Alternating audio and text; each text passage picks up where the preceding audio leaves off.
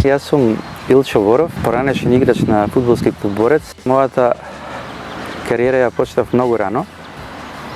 Рано, сегашните услови каде што се уште децата почињаат 9 годишна, 10 годишна возраст, меѓутоа јас фудбалот мислам дека негде од 7-8 година почнав да го учам, да ги учам тие фудбалски игри.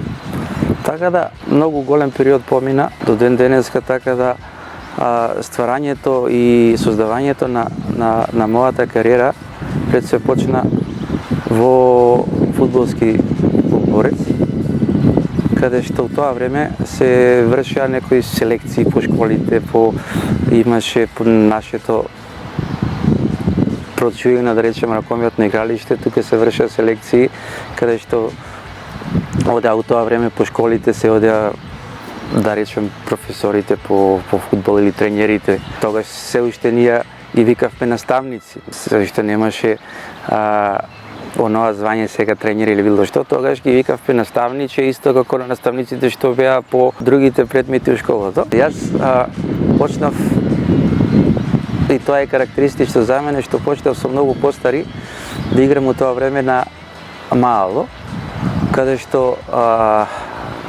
моето живеалиште беше близу до поранешното игралиште на Топилница.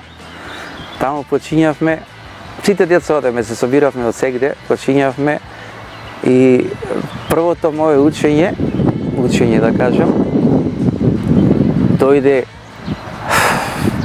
една особа, дечев, каде што ме викна и вика: дојди, еве ти топка и покушај да имаше едно дзидче поставено како ограда таму и вика покушај цело време да шутираш, вика, од дзидчето и да се одбива директно топката, тогашно време, да речеме, некој си метод, топката да се одбива директно право во тебе, така да имаш некоја ориентација. И моја среќа беше што многу малку имаше деца, моја генерација, и така да овие постарите што беа со мене, мислам, во тоа мало, стално ме зима да играм од една екипа, од една страна. Меѓутоа карактеристично беше што од секогаш бев многу пргав. Така да, и како мал многу ќотек јадев, што превише имав, ја сакав топката, превише игра со таа топка, ори знаете тоа како тоа време те караат, некој пати ќе добиеш и некоја клоца за да почнеш да го правиш оноа што они го бараат. И моите почетоци точно почнаа во таа мало со тие постари, меѓутоа специфично и тоа што и после моето заштенување во фудбалски како пионер во фудбалски клуб Борец, јас продолжив, пошто имаше тогаш 2 смени се работеше, Сабајле и Попладне. И кога бев на Попладне се работеше Сабајле и тогаш имав уште некоја си прекоманда во постарата екипа, младинската екипа на Борец, каде што многу највеќе изжив од нив и стално играв со нив. Тогаш беше Иван Донев, тренер на младинската екипа, и имаше доста добри играчи, каде што имав прилика да учам и од нив и да се надградувам уште како мал. Борец во тоа време почиња на старото игралиште на Борец игра, каде што и Киро Чучук исто тренира, меѓутоа период после, може ќе сгрешам или не, 80-та или 82-та, го направија стадионот и базентот, само меѓутоа точно не се сеќам која година беше, така да добивме еден стварно многу добар стадион, каде што беше еден меѓу најдобрите тогаш на Македонија, и имав прилика да тренирам на стварно добар терен. Меѓутоа специфично и тоа дека у тоа време само 2 пати не пуштаа да идеме на терен. Мислам среда и петок, пред утакмица петок и среда на 2 гола, така некоја тактика да се разработи. Ова го кажувам како младенец, со тоа што целата моја целото мое школување се одвиваше во паркот, на земја или на ракометното на бетон. И пак ќе кажам, тие времиња не се враќаат затоа што многу е подобро да учиш на неравен терен него на овие нови, ја што ги викам модерни. Значи, тогаш мораш да имаш некоја концентрација за примање на топка, за подавање, нерамен терен може да ти одскок некаде. И тогаш мислам дека и позитивно и тогаш било за мене да на таков терен се учам. Тогашно време ја прави Трајче Ковачев. Трајче Ковачев беше играч на Борец, меѓутоа пред тоа беше у Раднички Ниш, у Пелистер и дојде, тогаш не го знаевме, ние се уште деца бевме и не го знаевме, идеше по школите. И тоа е карактеристично што тоа време се идеше по школите, пратеше настави, пратеше физичко воспитување, тогаш мораше да се оди и да се ги пратеше децата и доаѓаше до селектирање и вршеа селекција со повикување на сите тие деца, повикување на ракометното игралиште и тука се вршеше селекција. Дали имав среќа, дали знаење, меѓутоа бев одбран тогаш меѓу тие 30-40 деца и од тогаш почнавме да тренираме, ви кажувам, затоа што целото мое учење за фудбалската школа беше на ракометното и у паркот.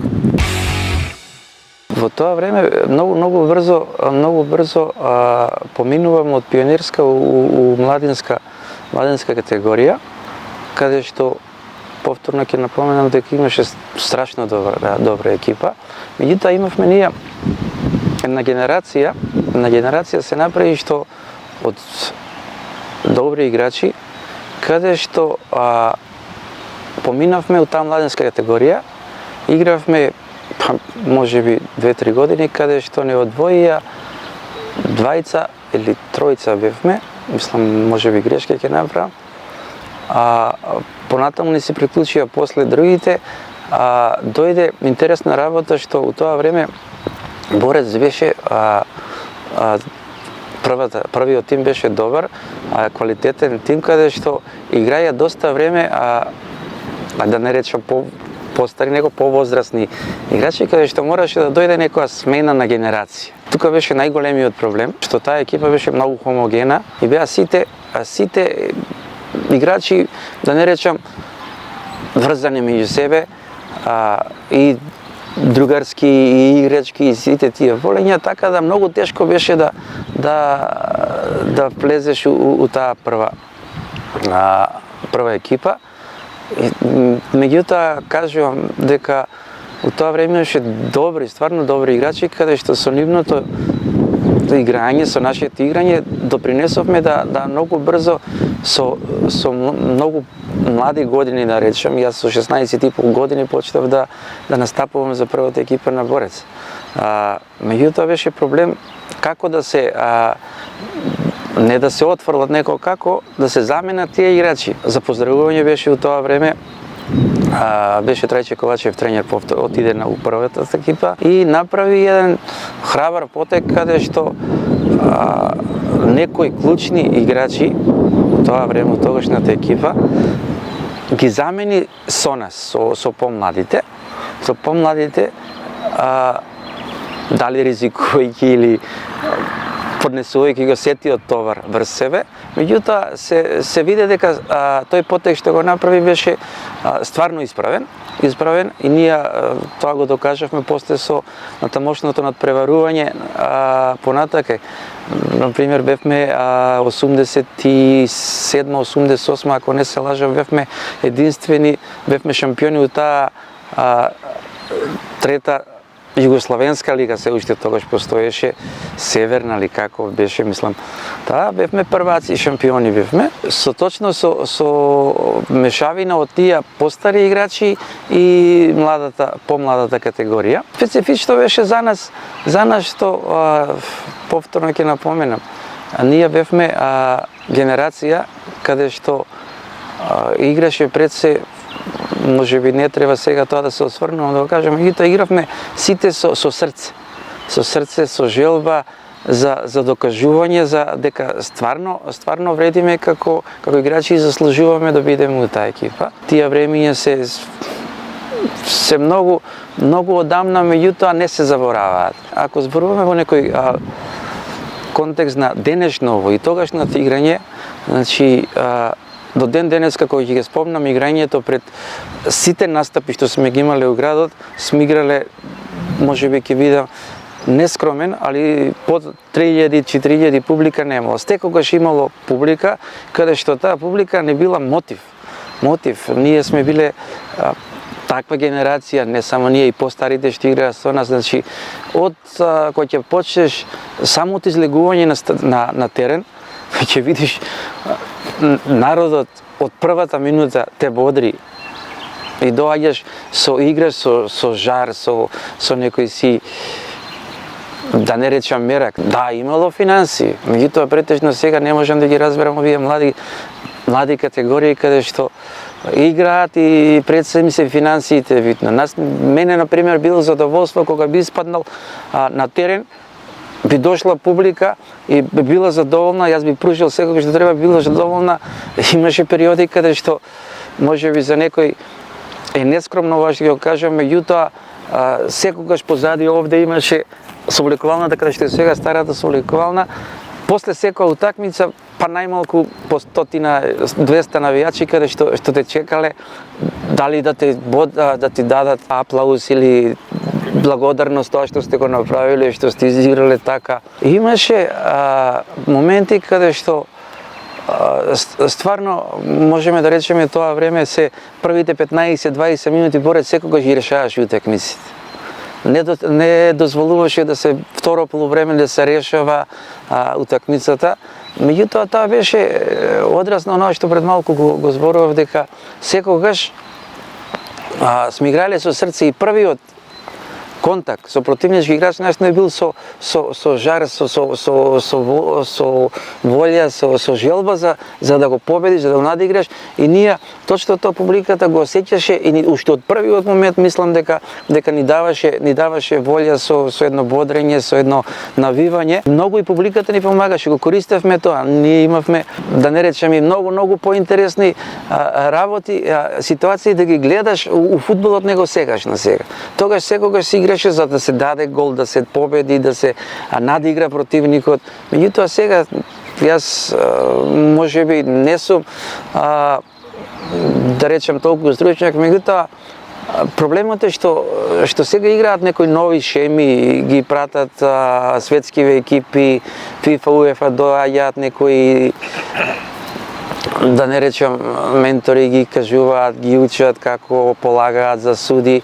Меѓутоа они може да го учат таму затоа што има таму други околности за работа. Таму работа, да речеме, со млади категории каде што има по 100, по 200 деца. Кај нас се случуваат многу неубави работи што, да речеме, во еден град, не мора да биде у нашиот град, општо у сегде, земете Скопје или Битола или било каде, има младински пионерски екипи направено од стручњаци, јас ги викам, тренери, по 10-15, да речеме, земале по 20-30 деца и ги тренираат секој посебно. И не може, несватливо е за мене после тоа да направиш некоја селекција од тие 15 екипи, да направиш ти младинска селекција или да направиш пионерска, каде што би можел за соодветно време, соодветен период да дојдеш да играш во прва екипа. После тие играње во бившата Југословенска лига, трета лига, така ја вика, тогаш се случија некои околности каде што за мене беа несватливи тоа време. Јас изиграв од негде од 84-85 година, а може би порано, до 88, каде што го освоивме тоа. Дали ги се случија некои работи што за мене беа у тоа време несреќни да кажам. Можам па да се кажам за тоа што у тоа време, у таа бивша Југославија, многу тешко можеше да излезе играч од матичниот клуб да отиде на страна или да отиде во друг клуб. И в тоа време јас бев поварен од Бригалница Штивска. Тренер ни беше Трајче Ковачев, а председател на клубот ни беше Светозар Костовски Форшинат. Требаше додам да потпишам, меѓутоа како дознале, што дознале тогашната управа, зимаат од дома и ми викаат дека ти не може да одиш таму, ти ќе останеш у Борец. Сакав да заминам, сакав да пробам да видам како е. И тоа не ми дозволија. Не ми дозволија со тоа што беше, да не речам, бев уценет. Уценет со тоа што ако не останеш да играш за Борец, ти ќе одиш у војска. Јас тогаш не бев војска служам и ќе заминеш у војска. И само како сега се насмеав, знам, но реков како може сега да додам војска, јас кога треба додам да у Штип у Бригалница, они мене ме викаат така, вика, ќе одиш у војска и тогашниот председател, знам, само го викна, пошто работеше во безбедност, го викна од Општенародна одбрана, дали беше секретарот тогаш или тој вика, донеси ми, вика, една, вика, пријава или како во тоа време, како се викаше, за слушање на воен рок на Боров. И јас се уште не ми беше уверување, меѓутоа за 5 минути се качи, ја ми ја донесоа, само ме праша што сакаш да видиш во војска и кај сакаш да одиш. Ја инстинктивно викам шофер и тука негде. Вика добро, и вика пише, вика за други ден вечер, вика да оди, ако не се предомисли, да оди војска. И јас од тука си заминувам дома и нема што да размислувам. Одам дома и на моите ми викам, јас заминувам војска, за 2 дена заминувам војска. Како? Така. Меѓутоа пред да заминам му реков, викам, ја и да заминам војска, јас ќе потпишам, викам, па за Бригалница. А он вика, нема да потпишеш, вика, никако. И тогаш прв пат се случи јас да го видам Кратово. Сега вика, ќе одиме, вика, од тука, ќе одиме у Кратово, таму еден ден, два ќе останеме, вика, така да го избегнеме, вика, договорот, прелазниот рок, вика, со Бригалница и ти заминуваш у војска. И јас се помирив тогаш, стварно интересен момент, се помирив со тоа што и за 3 дена јас заминав на служење на војниот рок во Кичево. Бев 3 месеца на обука, меѓутоа и таму не ме оставија на мир со моето играње. Ова не сум го кажувал до сега и мислам уште ми е спомен. И таму не ме оставија, доаѓаа 2-3 пати и на крајот кога не сакав да останам, ме преместија да служам воен рок после 3 месеца во Приштина. И јас отидов во Приштина, што беше малку чудно за мене тогаш, али тоа беше у најлошиот момент за времето на моето служење во војска. Имаше немири во Приштина, многу неубави работи се случуваат таму со тоа, меѓутоа помина. Војниот рок помина и повраќањето мое од служување на војниот рок, не знам како се доздавало тогаш или како што, наредната ден повторно ми дојдоа дома и ми викаат да дојдеш утре на тренинг. Јас доаѓам на тренинг и почињам да играм уште 2 месеца, тука 3, и тогаш доаѓа од тоа време Ѓоко Хаџиевски за да преминам Пелистер Битола и не можеа да го издржат притисокот Борец, затоа што Пелистер беше втора лига тоа време и мораше да ме пуштат. И тука почињаат моите, да не речем, среќни времиња, каде што у тоа време доаѓа до распад на бивша Југославија и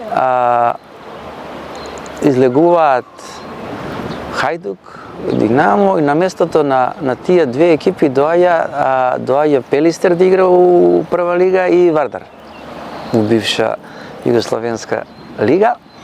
И јас за среќа заминувам за Пелистер и почињам да играм у таа бивша Југословенска прва лига. Меѓутоа со почетокот не беше така добар за мене стартот, за тоа што 90-91 тоа се случуваше, не беше така добар за тоа што јас како, ајде да речеме, како анонимен играч или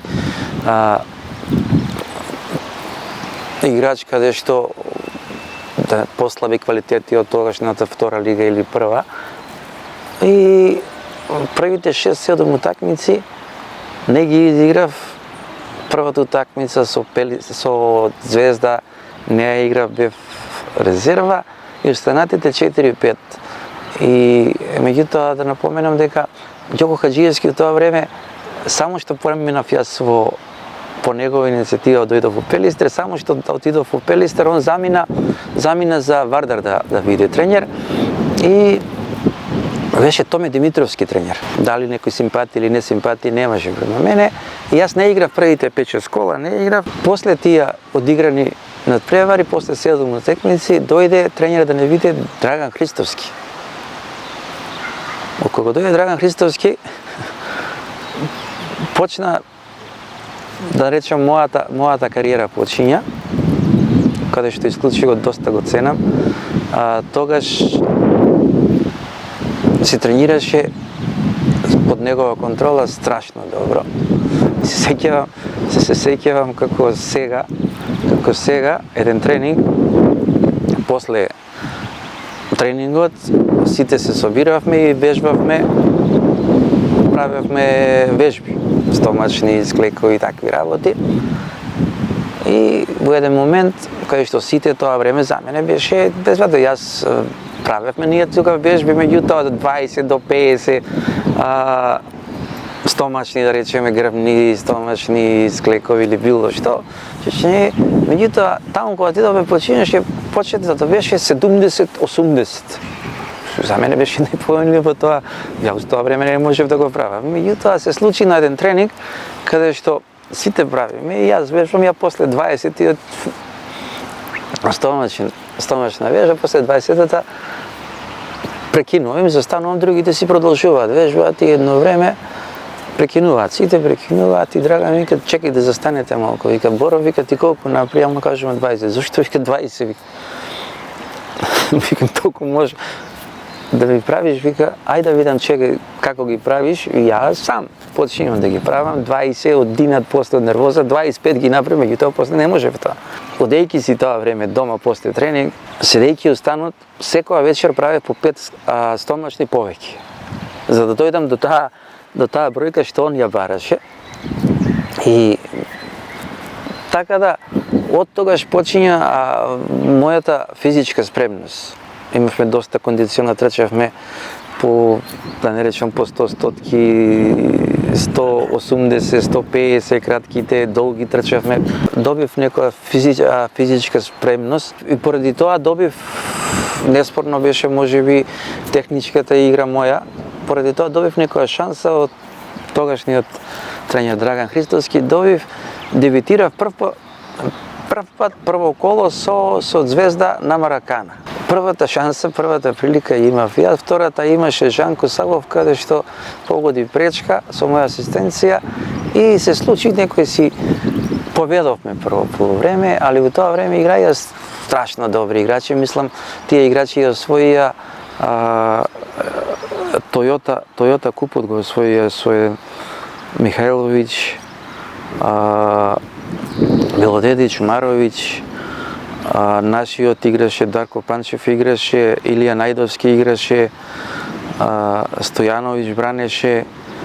Мислам, таа плејада на играчи каде беше страшно добре. Меѓутоа изигравме ние, дали ги панавме што се вика на спиење, меѓутоа изигравме страшно добро. И од таа утакмица после одигравањето изгубивме 4-1. Од таа утакмица после тоа добив потполна доверба од тренерот, каде што константно играв.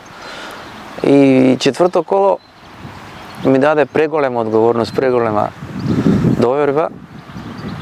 Игравме со Партизан на ЈНА и имаше пенал за нас. Прво го шутираше тогашниот нашиот капитен Борчо Јовановски, бранеше Омеровиќ, му го фана пеналот, му го одбрани и судија го повтори пеналот излегувајќи Омеровиќ многу понапред и го враќа пеналот за време.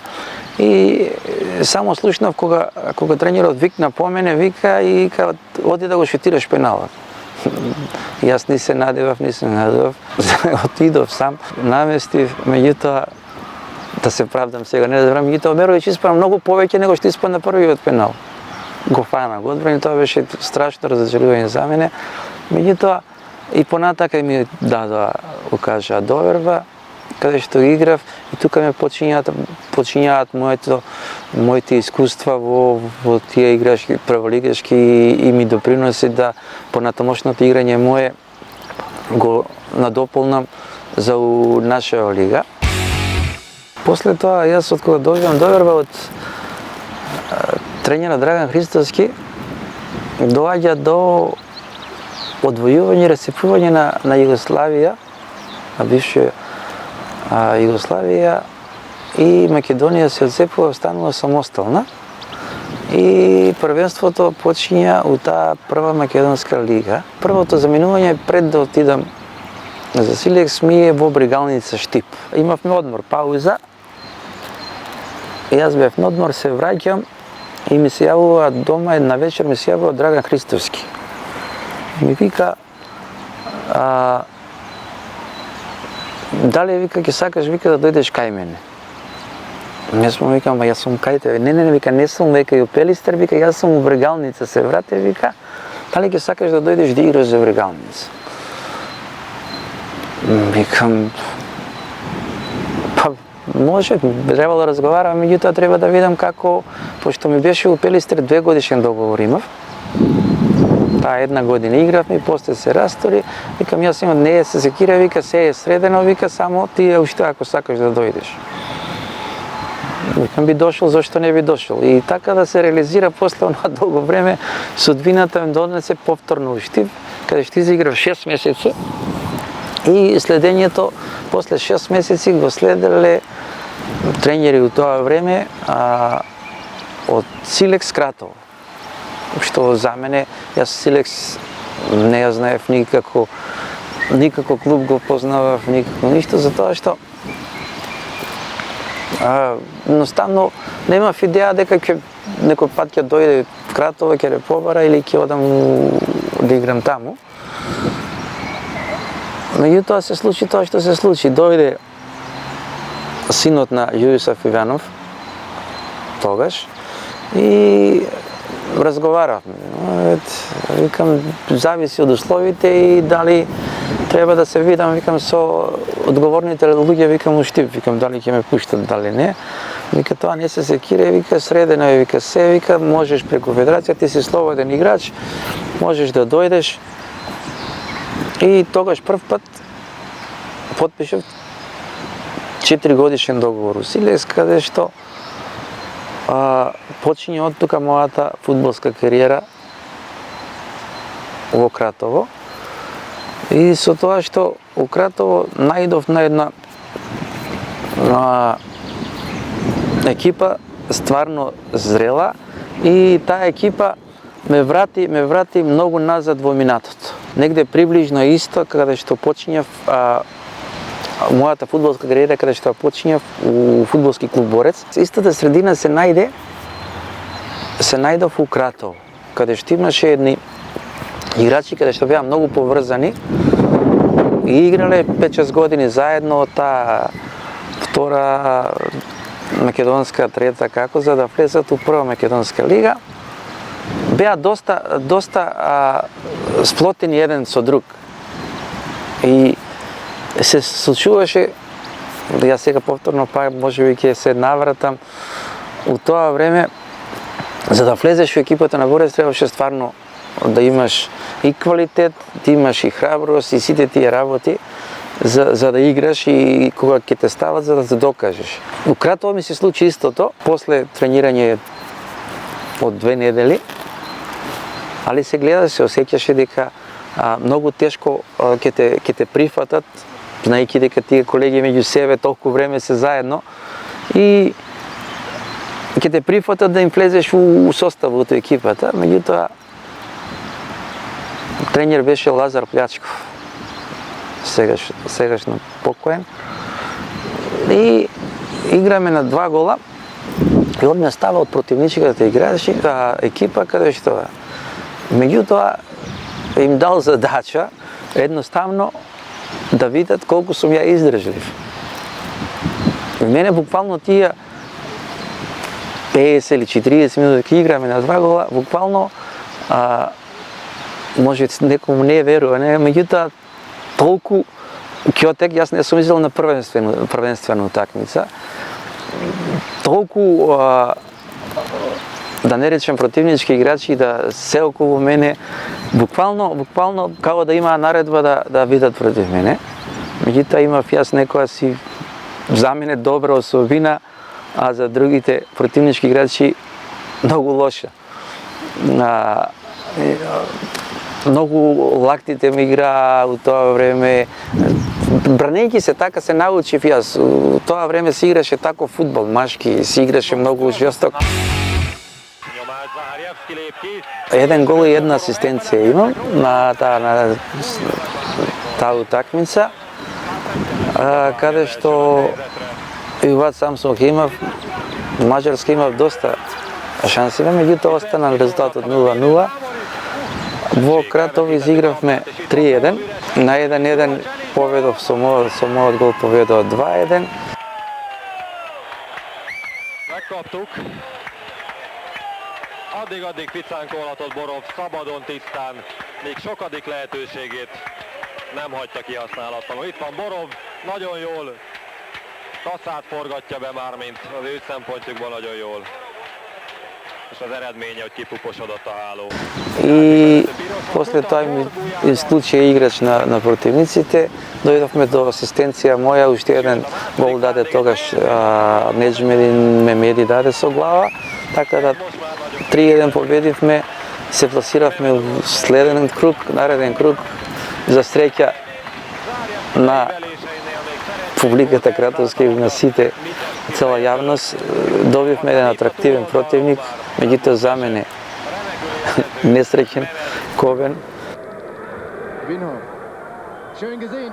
Тоа е секој за мене болно прашање и болен одговор, да кажам, затоа што до ден денеска јас не го кажувам и не покушавам да го објаснам или да убедувам јавноста што до ден денеска ми префрлаат дека јас сум таков играч, дека сум направил инцидент, дека не сум размислувал многу, кајки сум бил сега, како не сум го направил тој црвен картон. Меѓутоа, жално е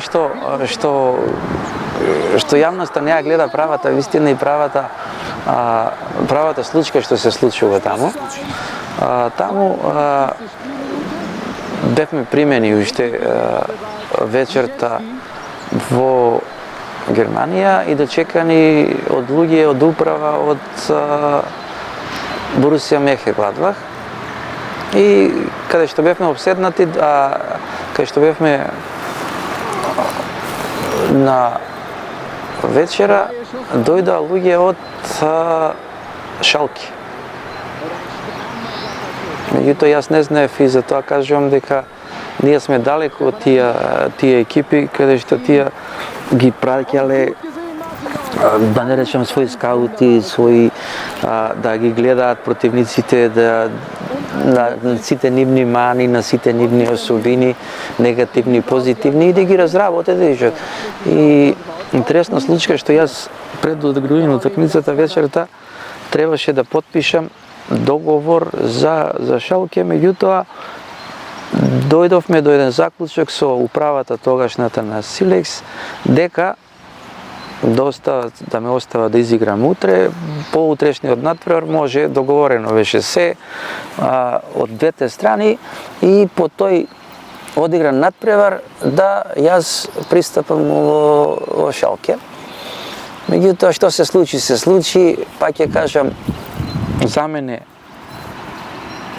кобен или неубав момент, не знаејќи дека некој ги прател тие ситуации, јас доаѓам и спаѓаме на наредната ден на терен и у тие 45 минути, додека се игра, Силекс се изигрува страшно добро, каде што исто па нескромно ќе кажем, квалитетот мој доаѓа до израз и у тие 22 поединци што настапуваат, јас сум меѓу првите играчи за прво полувреме и одеме у Суликална, да кажуваме сите тие работи, тренерот ни дава задачи на излегување построени, да не речам сите, судијата, делегатот, како сега ми е услика, и управата на Борусија Мönchengladbach и само знам дека он еден само ми рече 10 аут на заменување и спајање од тунелот и повторно па 10 аути, јас само се наспеав, така да не речем иронично малку и излегувам на терен и таа 15-20 минута за мене секогаш ќе остане усеќавање. И самиот не знам да објаснам што се случува. Има прекршок по левата страна над нашиот леви бочен играч, леви бек, Ватко Јушев, каде што сакајќи јас стоам на центар да ми ја даде пас на левата страна по линија, ми ја дава топката, му прават прекршок и тоа доста груб. Судијата свири фаул и му доделува жолт картон на противникот. Нашиот играч лежи, додека лежи јас заминувам да си ја земам топката и си ја оставам.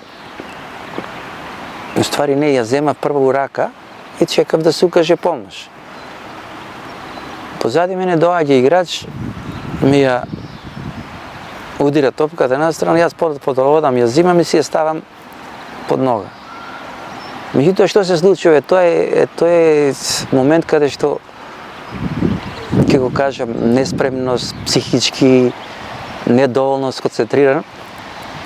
За време на прекин доаѓа играчот со број 10 нивниот Штефан Ефенберг. Така го кажа после тоа, јас од тогаш го знам и ми доста усеќавање. Доаѓа позади мене и ме гази на ногата. И јас од тој момент инстинктивно се вртам, додека се вртам со лактот, он паја. Да видам кој е и јас се вртам. И он додека моментот јас на моето вртање, он паѓа доле и само приметив дека помошниот мене, фактички тоа време, помошникот ме брка, не ме брка главниот судија. Помошниот судија го вика главниот судија, као нешто му зборува и гледав само еден момент, погледнав дека главниот судија доаѓа према мене. И ми вика тенком. Јас више не почнав, не разбирав што веќе ми кажува. Доаѓа он према мене, јас одам према него, он го држи жолтот картон, пошто го додели пред тоа, го држи у рак. И се фаќа за џебот и го вади негде црвениот картон. Додека го вади црвениот картон, и у тој момент ми прелетаа многу мисли. Викам, заре можно ова? Ми вади црвениот, додека ми го дава, јас само застанувам и не знам у тој момент, само сеќам дека му реков изи, полека. И додека го фаќам за раците, му паѓа црвениот картон, се наведнува и повторно ми го дава црвениот картон и тука стануваат сите оние немили сцени. Можеби немаше да се случи оноа што јавноста го виде, дека јас покажувам со прстот, они го претумачуваат како Акил, дека ќе го убијам или било што. Јас само покушавам да му кажам дека е крейзи, дека е луд, дека нема зошто нема потреба, зошто ми го дава црвено. Меѓутоа што се случува?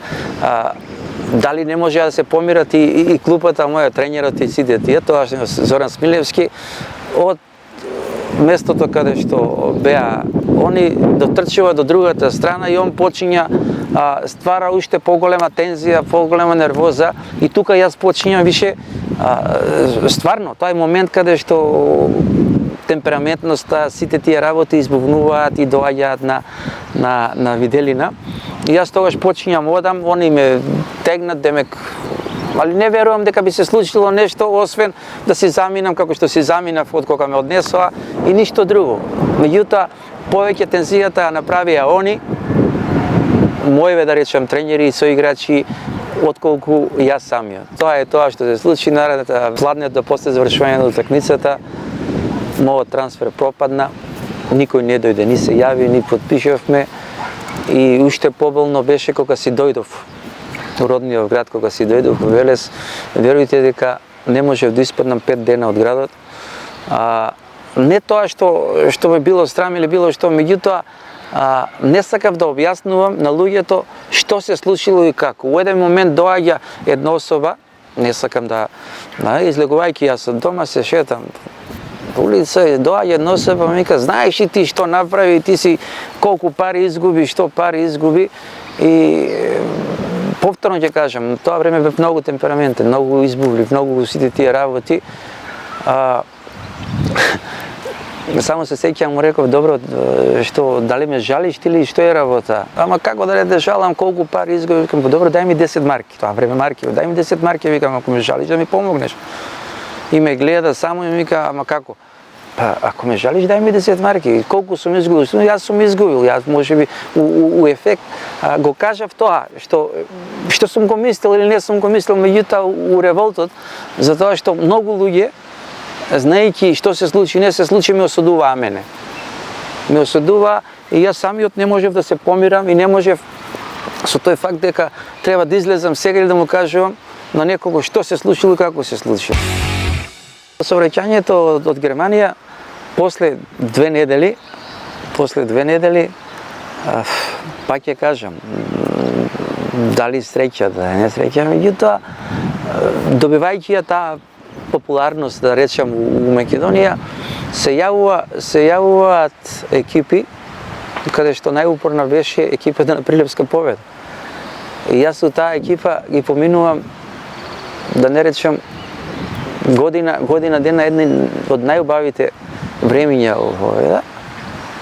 во мојата кариера, каде што јас у тоа време, гледајќи публика се, меѓутоа, морам да спомнам таа публика, Прилепската, така наречените мајмуни, беше стварно фантастична.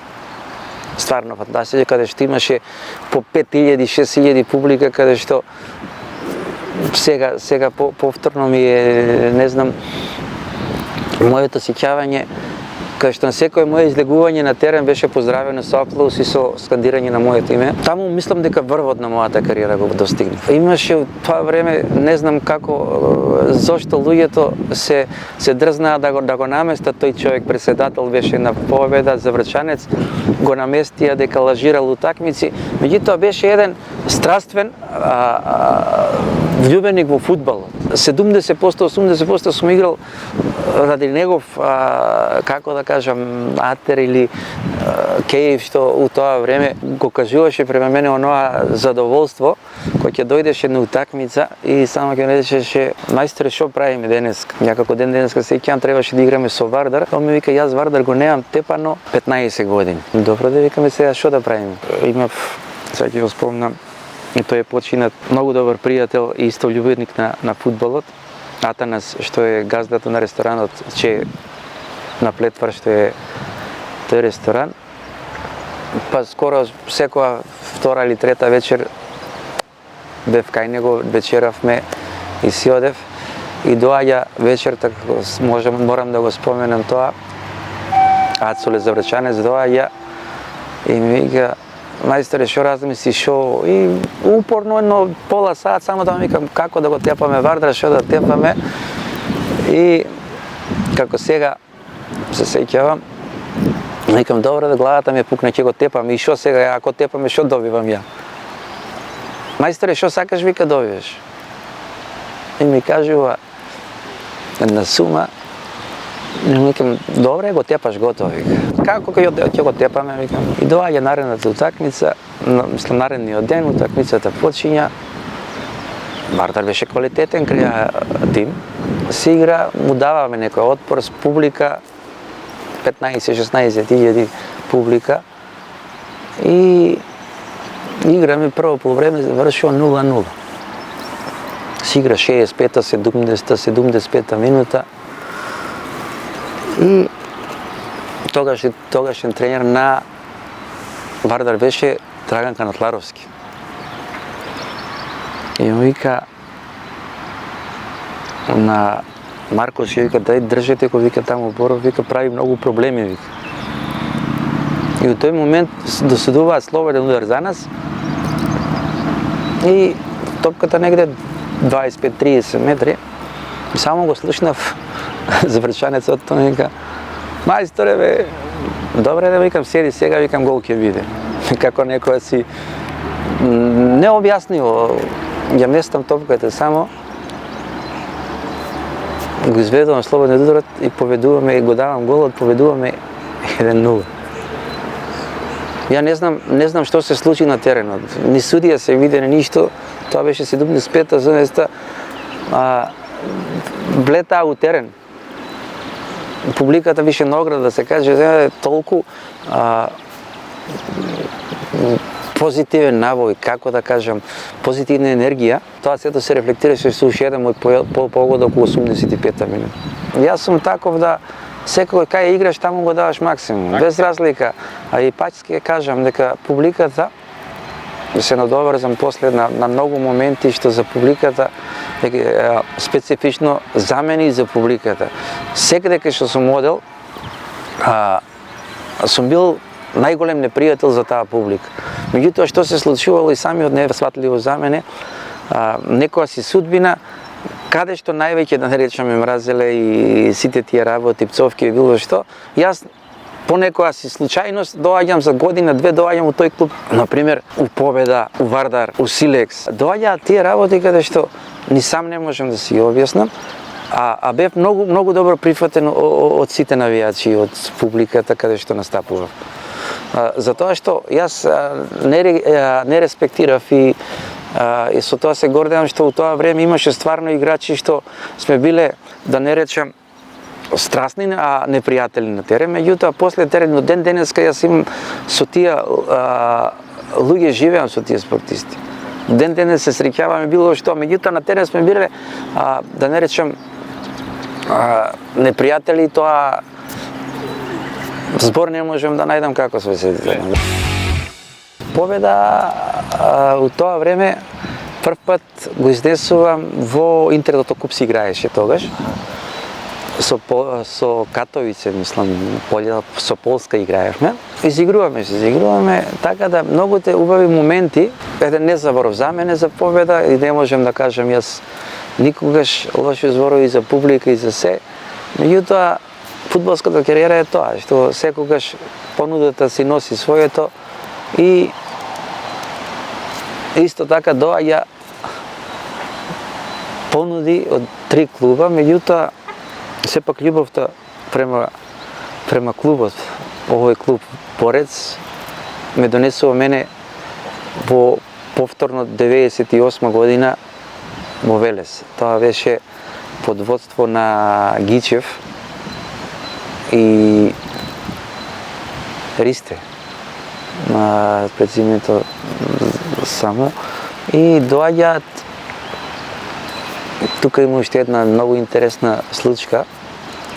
Доаѓаат Тиквеш беше тогаш прволигаш, и Борец. Борец се бори за опстанок, а Тиквеш пред еден ден доаѓа и само да дојде за нас, што треба, тука сме, како сме, што сме, и да не речем виши и капар ми остават, меѓутоа друго наредно ден се појавуваат, Борец се појавува со таа тенденција да морам да дојдам да се вратам, да им помогнам со опстанок. Меѓутоа изведбата беше многу тешка. Им откажам на Кавадарци со тоа што после 6 месеца да одам у Кавадарци, од која ќе му помогнам на Борец.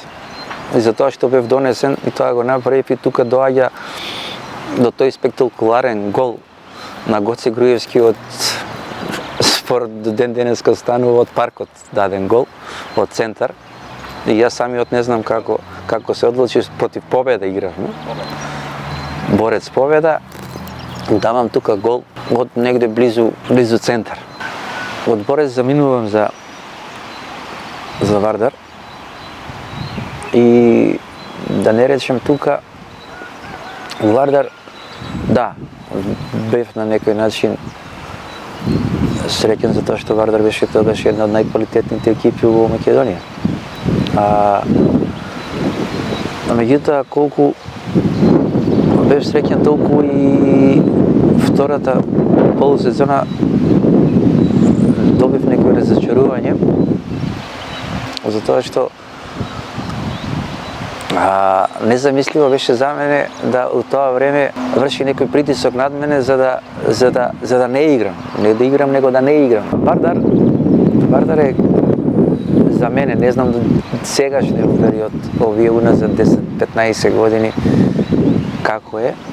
Меѓутоа, у тоа време, пак ќе повторам, многу ретко се дозволуваше да влезе некој и да прави поголем рейтинг на тие играчи. Се случија многу работи каде што за мене беа сватливи, меѓутоа несватливо беше од тогашниот тренер, за мене несватливо беше. Јас првата, кога отидов, кога потпишав за Вардар, првата полусезона бев незаменлив.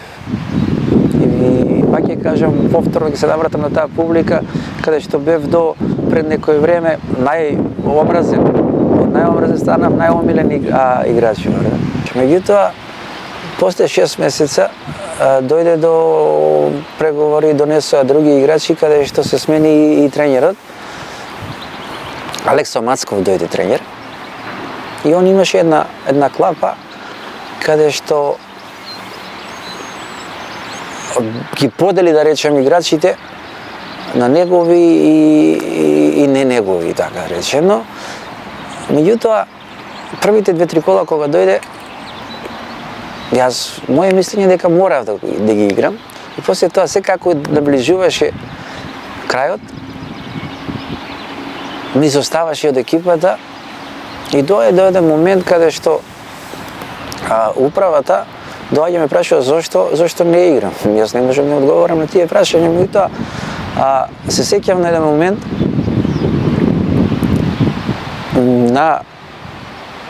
ме стави да бидам на клупа и негде 70-та минута 0-0 беше резултатот, како што се сеќавам, и ме праќа на загревање.